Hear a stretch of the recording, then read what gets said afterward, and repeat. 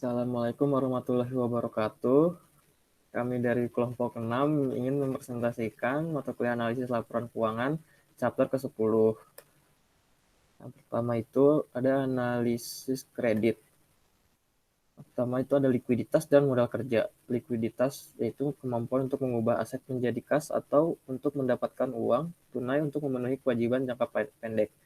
Lalu untuk modal kerja adalah selisih aset lancar setelah dikurangi kewajiban lancar. Hal ini penting sebagai ukuran aset liquid yang menyediakan pengaman kepada kreditor. Yang kedua, aset lancar dan kewajiban. Aset lancar adalah kas dan aset lainnya yang diharapkan untuk diwujudkan dalam bentuk kas atau dijual, dikonsumsi dalam 1 tahun. Kewajiban lancar adalah kewajiban diharapkan akan dilunasi dalam waktu yang relatif singkat, biasanya 1 tahun. Kewajiban lancar biasanya meliputi hutang, wesel bayar, hutang bank jangka pendek, dan hutang pajak. Lalu ada ukuran likuiditas modal kerja. Perjanjian kredit dan obligasi sering mengandung ketentuan untuk pemeliharaan tingkat modal kerja minimum. Analisis keuangan menilai besarnya modal kerja untuk keputusan dan rekomendasi investasi. Instansi pemerintah menghitung jumlah modal kerja perusahaan keseluruhan untuk tindakan peraturan dan kebijakan. Ukuran likuiditas dengan rasio lancar. Rasio lancar sama dengan aset lancar per liabilities jangka pendek. Relevansi dari rasio lancar. Alasan untuk digunakan rasio lancar secara luas sebagai ukuran likuiditas mencakup kemampuannya untuk mengukur, yang pertama kemampuan memenuhi kewajiban lancar, kedua penyangga terhadap kerugian, yang ketiga cadangan dana lancar.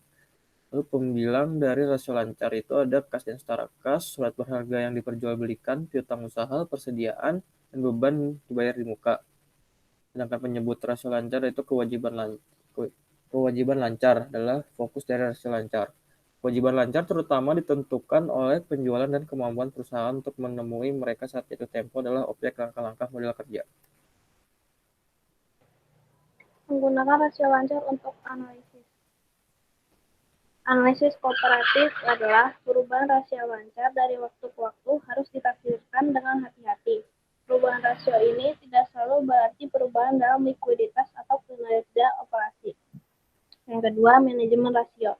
Analisis harus memperhatikan manajemen tentang rasio lancar, juga dikenal sebagai window dressing. Menjelang penutupan periode, manajemen terkadang akan menekan pengumpulan piutang, mengurangi persediaan di bawah tingkat normal, dan menunda pembelian normal yang digunakan untuk melunasi kewajiban lancar. Menggunakan rasio lancar untuk analisis. Analisis rule of thumb, aturan yang sering diterapkan praktis jika rasio lancar adalah 2:1 atau lebih baik, maka perusahaan akan sehat secara finansial. Sedangkan rasio di bawah 2:1 menunjukkan peningkatan rasio likuiditas. Evaluasi rasio lancar dengan aturan lain cenderung diragukan karena kualitas aktiva lancar dan komposisi kewajiban lancar yang lebih penting dalam mengevaluasi rasio lancar. Misalnya, dua perusahaan dengan identik rasio saat ini dapat menimbulkan resiko substansial berbeda karena variasi dalam kualitas komponen modal kerja. Kebutuhan modal kerja bervariasi dengan kondisi industri dan panjang dari siklus perdagangan bersih perusahaan.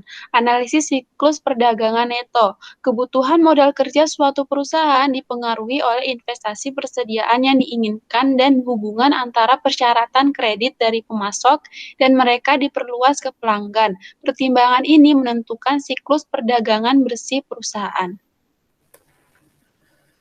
Lalu ada ukuran likuiditas berbasis kas rasio. Pertama, rasio kas terhadap aset lancar. Rumusnya cash plus cash equivalence plus marketable securities dibagi current liabilities. Makin tinggi rasio ini, makin liquid aset lancar perusahaan. Lalu yang kedua, rasio kas terhadap liabilitas jangka pendek. Rumusnya sama. Semakin besar rasio, semakin banyak kas yang tersedia untuk membayar kewajiban lancar. Ukuran likuiditas piutang usaha. Yang pertama, perputaran piutang usaha, rumusnya net sales on credit dibagi average account receivable. Yang Yang kedua, jumlah hari dalam menagih piutang rumusnya account receivable dibagi sales per 360. Yang waktu penagihan hutang rumusnya 360 dibagi account receivable turnover.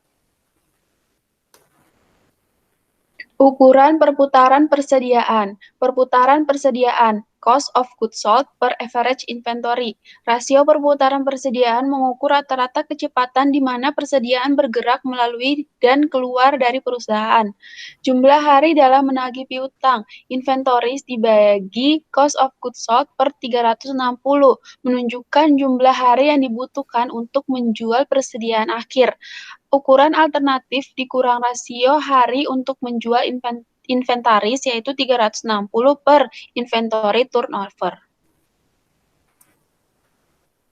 Masih di ukuran perputaran persediaan, interpretasi perputaran persediaannya itu rasio lancar memperlihatkan komponen aset lancar sebagai sumber dana untuk berpotensi melunasi kewajiban lancar. Dilihat dari pandangan sama, rasio perputaran persediaan memberikan ukuran kualitas dan likuiditas komponen persediaan aktiva lancar. Kualitas persediaan mengacu pada kemampuan perusahaan untuk menggunakan dan membuang persediaan. Tindakan likuiditas tambahan. Yang pertama, fleksibilitas keuangan.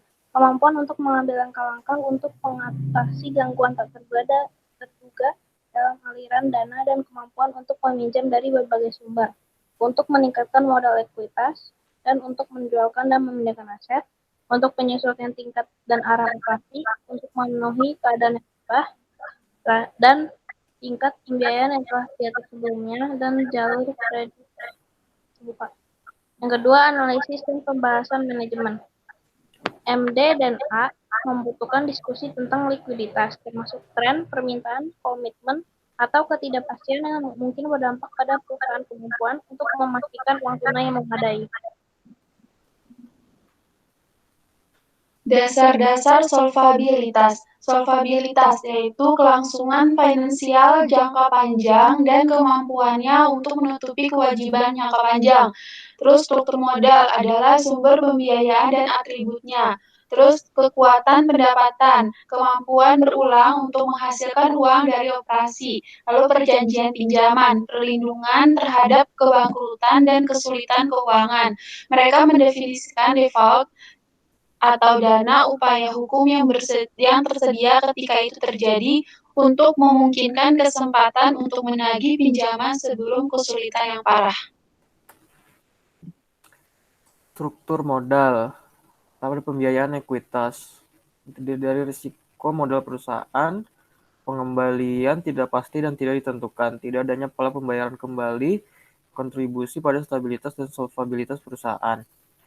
Ada juga pembiayaan hutang, harus dibayar kembali dengan bunga dan pola pembayaran ditentukan. Ketika proporsi pembiayaan hutang lebih tinggi, semakin tinggi biaya tetap yang dihasilkan dan komitmen pembayaran kembali. Motivasi untuk hutang. Dari perspektif pemegang saham, hutang adalah sumber pembiayaan eksternal yang lebih disukai.